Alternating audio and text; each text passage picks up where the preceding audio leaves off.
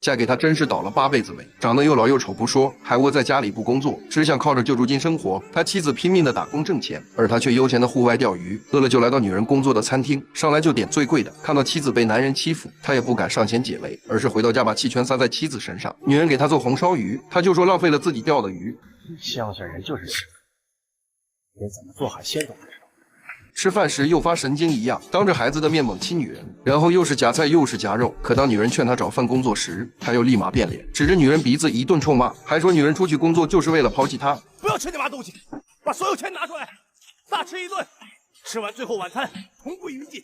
面对这样的丈夫，女人没有任何办法，只能轻声安抚着孩子。到了晚上，男人强行拽起沙发上的女人，回到房间就用鱼线绑住她，还拿出刀子恐吓说不听话就杀你全家。双胞胎女儿呆呆地站在门口，既麻木又懵懂。显然这种惨剧时常发生。事后，遍体鳞伤的女人坐在马路边，迟迟不愿回到那如同地狱般的家。可就算到了这个时候，她想的也不是反抗，而是和丈夫恋爱时的甜蜜时光。那年，她在深圳打工时遇到了男人，还将她领回了乡下老家。当家人得知她是香港人后，表现得很是热情。甚至男人说他是装修工，家人也认为是工程师。就这样，在家人的骄傲和全村人的羡慕中，女人和比他大10多岁的工程师举办了婚礼。而现在村里人都认为她在香港成了富太太，女人没脸离婚，更没脸回去。之所以想这些，只不过是为自己的虚荣和懦弱找块遮羞布罢了。可家暴只有0次和无数次，一味的忍让只会变得更糟。这天，女人跟孩子又被打出了家门，仅仅只是做饭时多放了1把米。女人趴在门前祈求丈夫，可他却一把将女人推倒。还哭？信不信我一刀砍死你？母女3人蜷缩在角落，哭声引来了邻居大姐。看着女人脸上的伤，跟孩子没穿鞋的脚，大姐心疼坏了，连忙给女孩拿了拖鞋。而刚刚还硬气十足的男人，此时则趴在门后偷偷观察。大姐得知了事情的原委，一心想要带着女人去找区议员，但女人却怕那样会丢了丈夫的面子。面对这样的妻子，男人非但不珍惜，还发脾气在房间大骂。听着里面的打杂声，女人终于鼓起勇气跟着邻居大姐走了。可是外界真的能够帮到他们这可怜的母女3人吗？女人被丈夫暴打之后，本想着找母亲诉苦，可没想到母亲的反应比丈夫还恶心。在我们乡下，哪个村哪条巷巷里头都是男人打老婆噻。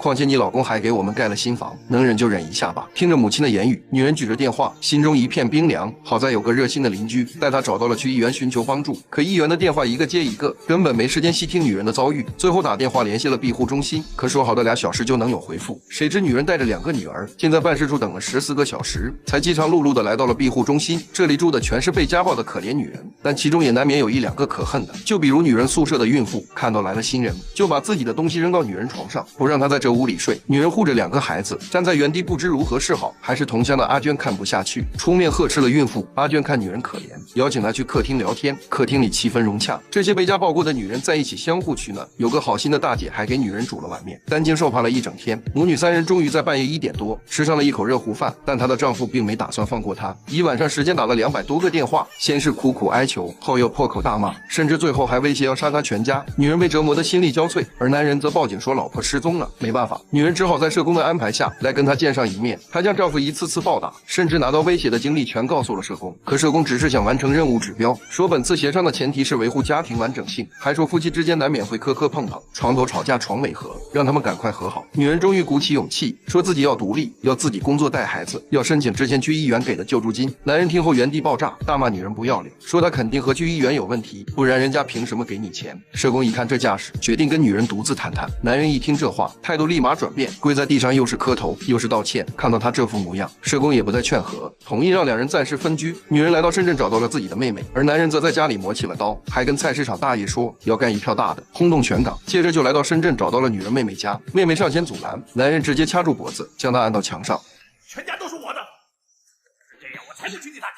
妹妹无力反抗，只能用言语刺激她离开。可没想到，气急败坏的男人直接去水果摊上抢了一把刀。男人把自己的老婆打跑了，可道歉的方式竟然是直接提刀上门，当着老婆的面划开了自己的肚皮，一副你不跟我回家我就死在这里的架势。看着这样的丈夫，不知女人是怕是爱，她态度缓和，好生劝丈夫离开。可是家暴的男人该原谅吗？女人拿不定主意，只好给母亲打电话。可没想到，母亲直接劝她忍耐，因为在他们乡下都是男人打老婆，没什么大不了的。最终无奈的女人抱着2个孩子坐上了回香港的大巴。下车后，男人温柔地接过女人怀里的孩子，在外人看来这是温馨甜蜜的一家。然而而关上门的那一刻，女人的噩梦再次开始。这回男人打得更狠，还把家里的东西全砸了。女人抱着孩子蜷缩在角落，心中满是悔恨。而男人冲过来，直接掐住了她的脖子。要不是女人的脚被玻璃扎伤，恐怕他得把女人当场掐死。女人报了警，但警察并没有惩罚对她施暴的男人，只是再次把女人送到了庇护中心。由于来得匆忙，两个女儿并没有被带过来，但她不敢回去，只能祈祷男人还有点人性，不会对两个孩子下手。而女人也下定决心，必须跟他离婚。艰难的决定后，她终于收获了久违的平静和幸福，专心的画着彩蛋，满心期待着即将到来的复活节。晚间聚会上，在众人的起哄中，女人还上台唱了一首儿歌，声音甜美动人。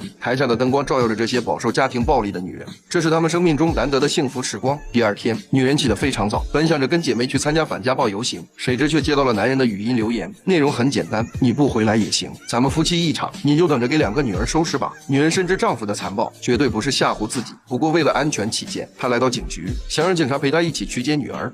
太太，你这是家庭纠纷，我们是警察，警察是负责查案的，警察不是社工。警察给了女人一张名片，让她有事再打给他。无助的女人虽然害怕，但还是踉踉跄跄的往家赶。可也正是这一去，发生了震惊全港的惨案。女人一到家，男人直接用尖刀捅穿了她的肚子。等女人倒地后，他又举着尖刀，面露凶狠的冲向小女儿：“姐姐过来保护妹妹。”但禽兽已经杀红了眼。女人绝望的看着这一切，她什么都做不了。男人为了脱罪，主动打电话报警说他妻子杀了2个女儿，然后畏罪自杀，期间还捅了自己一刀。为了把戏做足，男人对着自己真的来了一下。然而警方调查后，很快就识破了男人的诡计。至于他的下场，则因为当时对自己下手太重，没等到警方抵达，就因失血过多死了。这起骇人听闻的凶杀案迅速引起广泛关注，而警局的代表一边义正言辞地说要秉公办案，一边公然掩盖真相，宣称他们从未接到女人的报案。庇护中心的姐妹们群情激愤，阿娟在警局质问他们：阿丽明明来过你们警察局报案，为什么在电视上你们说他没来过？我们开记者招待会说出真情，你们却又装蒜，一会儿说值班警察放假，一会儿又说没有记录。警官，人命关天啊！这不是家庭纠纷，是家庭暴力。然而说的再多又有什么用呢？只是可怜了那个才刚刚开始反抗的女人，没有等到期盼的复活节，也没有迎来全新的生活。更可悲的是，电影还是根据2004年发生在天水围的真实事件改编。最后我只想说，家暴只有0次和无数次，家暴零容忍。如果不幸遇到不该遇到的人，及时跟他撇清关系，毕竟长痛不如短痛，黑暗过后便是黎明。